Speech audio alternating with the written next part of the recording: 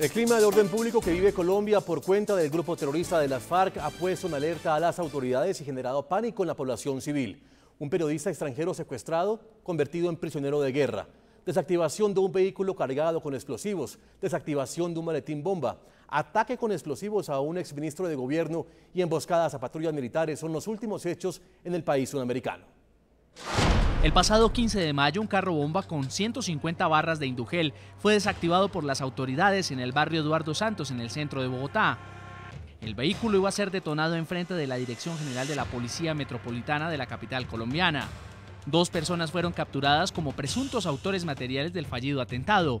Uno de ellos sería un desmovilizado del grupo terrorista de las FARC. Ese mismo día, un desconocido atacó la caravana del exministro Fernando Londoño, quien en entrevista con el programa La Noche sostuvo que son las FARC las que quisieron acabar con su vida. Si yo soy el colombiano más amenazado, por aquí hay un miembro de mi escolta que me dijo algún día con muy buen sentido del humor: doctor, ¿cuándo nos vamos a escapar de un computador? Salimos en todos. ¿Cuándo habrá un computador de las FARC donde no estemos?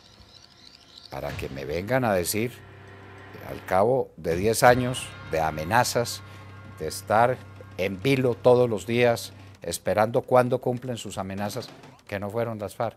Precisamente este martes, la Fiscalía General de Colombia confirmó que el bloque oriental de las FARC fue el responsable del atentado contra el exministro.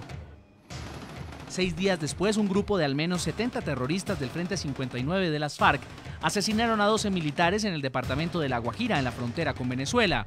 Según el general Sergio Mantilla, comandante del ejército, después del ataque, los guerrilleros habrían huido hacia el territorio venezolano. El gobierno colombiano pidió no bajar la guardia. Al comandante de la Fuerza Aérea que no apague los aviones. Al general Navas, al general Mantilla, redoblar la ofensiva. Redoblar la ofensiva. Al comandante de la Armada, que también la Infantería de Marina despliegue toda su gente. Y al general Naranjo, a la policía, ahora al general León, que continúe en esa tarea tan eficaz de inteligencia, de combate y de capturas y dados de baja, porque aquí no vamos a bajar la guardia. Las acciones de las FARC también estremecieron al sur de Colombia. El pasado 24 de mayo, un artefacto explosivo destruyó las estaciones de policía de Túquerres y Sandoná, ambos municipios del departamento de Nariño. Los 2 ataques atribuidos a las FARC dejaron un muerto y 10 heridos. El pasado fin de semana la amenaza volvió a Bogotá.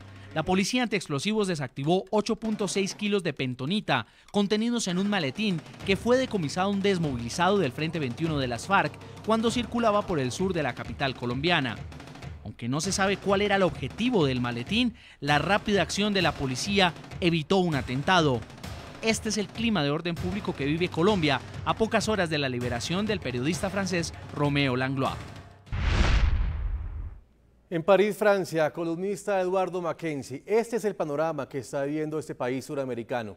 Es el accionar de las FARC este último mes, un accionar muy fuerte, terrorista, sin dimensión alguna, pensando en poner carros bomba que podrían arrasar de la faz de la tierra a varias poblaciones y atacando indiscriminadamente a la población civil.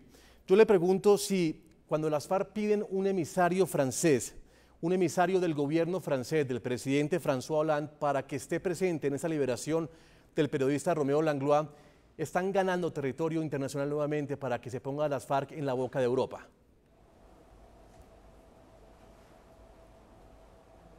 No, yo no creo que hayan ganado terreno y que la presencia de un enviado del presidente francés signifique que ellos han ganado algo desde el punto de vista diplomático. No, yo no creo, francamente. Yo creo que las FARC se dieron cuenta de que no se puede repetir una vez más un proceso similar al proceso Ingrid Betancourt. Vieron los límites de la situación de ellos desde el punto de vista diplomático, militar y político y se dieron a la realidad.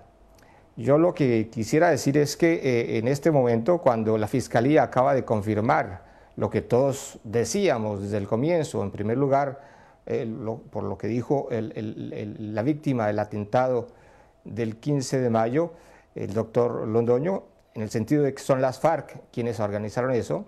Una vez que la justicia colombiana ha constatado que son las FARC los que hicieron ese atentado, yo creo que hay que invitar al gobierno y a toda la sociedad en general a movilizarse en las calles para repudiar de la manera más clara y más contundente el terrorismo de las FARC. Es decir, ante la ofensiva terrorista que ellos desatan contra la sociedad y contra el Estado colombiano, el Estado y la sociedad tienen que responder de una manera unitaria y movilizándose en las calles, diciendo no a las FARC, no a la violencia, no al terrorismo. No, es decir, no hay que movilizarse para decir no más violencia, no, hay que señalar quiénes son los autores y los responsables de esas tropelías y esas violencias contra el pueblo colombiano y contra sus autoridades. Sí, en Entonces, este caso, señor esta Mackenzie, es la ocasión para que nos movilizamos. En este caso, señor ¿Sí? Mackenzie, cuando las FARC toman como prisionero de guerra a un periodista, a un comunicador, y en este caso es un periodista extranjero, y usted lo hablaba al principio de nuestra charla, pues es una amenaza a la libertad de expresión. Esa marcha que usted le está pidiendo al pueblo colombiano realizar, que se ha hecho en diferentes oportunidades y que se ha manifestado el país entero en contra de las FARC, también sería bueno que en países como Francia, periodistas rechazaran de alguna manera manifestándose este acto terrorista de las FARC cuando toman como prisionero de guerra a un periodista. Sí, en Francia hubo unas declaraciones de asociaciones de periodistas y de asociaciones incluso de periodistas latinoamericanos en Francia que protestaron contra eso y pidieron la liberación de Langlois inmediatamente, sin condiciones. Eso se dio. Yo creo que si los colombianos marcan la pauta y dicen vamos a movilizarnos nuevamente de manera masiva, como ya lo hicimos una vez, contra la violencia de las FARC, contra el terrorismo, en Europa, en el resto del mundo, en París, habrá muchas personas, muchos franceses y muchos periodistas que se sumarán a esa movilización. Hay que tener en cuenta que el atentado del 15 de mayo también tuvo como objetivo un periodista, porque Fernando Londoño Hoyos es hoy un periodista, uno de los periodistas más importantes que tiene el país. Él dirige un programa de opinión y de informaciones muy escuchado en el país, y contra él las FARC actuaron, trataron de eliminar esa voz, de destruir ese espacio de libertad que existe en este momento.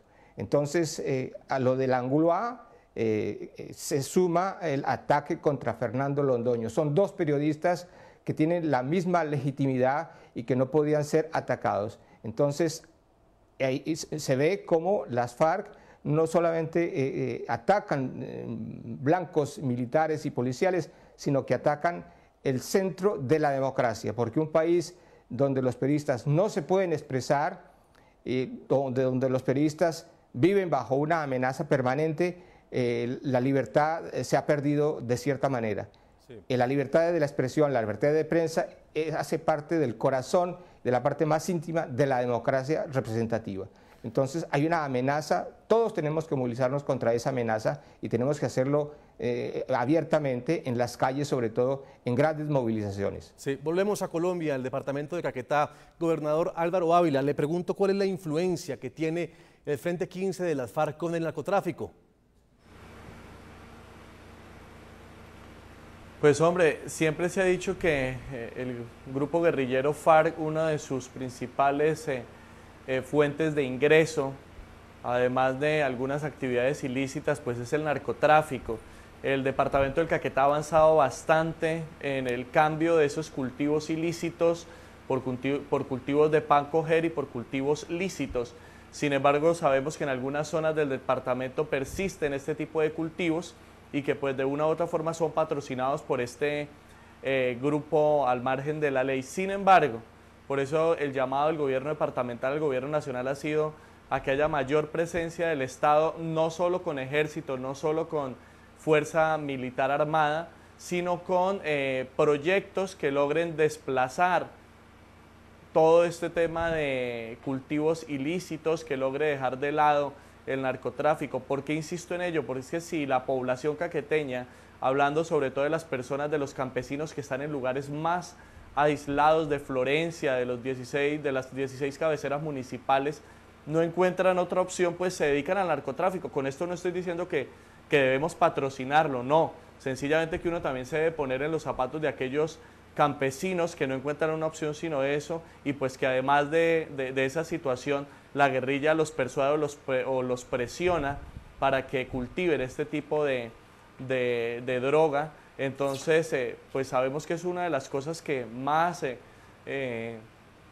garantiza las finanzas de la guerrilla. Sin embargo, insisto, en el Caquetá se ha avanzado bastante en eliminar estos cultivos, pero aún persisten.